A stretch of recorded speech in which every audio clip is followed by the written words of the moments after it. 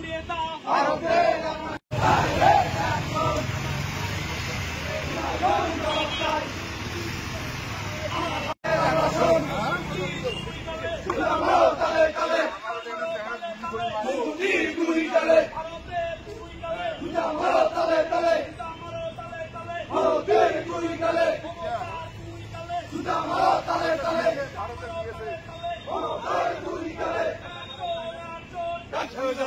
সীমান্তের জনগণ, আপনারা জানেন দীর্ঘ 17 বছর বাংলাদেশে যে ফ্যাসিবাদ কায়েম হয়েছিল, সেই ফ্যাসিবাদ কায়েম হয়েছিল একমাত্র এই নরেন্দ্র মোদীর পায়তারাতে।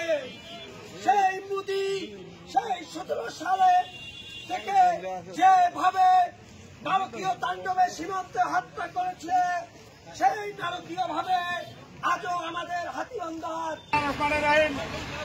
সংগ্রামী হাতীবান্ধা উপজেলাবাসী আপনারা ইতিমধ্যে অবগত আছেন যে আজকে ভারতের বিএসএফরা আমাদের সিঙ্গিমারি ইউনিয়নে যে বর্ডার আছে, সেই বর্ডারে হাসিমুর নামে আমাদের এক ভাইকে প্রকাশ্যে দিবালোকে গুলি করে হত্যা করে নিয়ে গেছে সংগ্রামী ভাইয়েরা।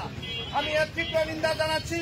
পাশাপাশি আমি এই অন্তর্বর্তী ভাই বোনদের হত্যা করা হচ্ছে সংগ্রামী ভাইরা।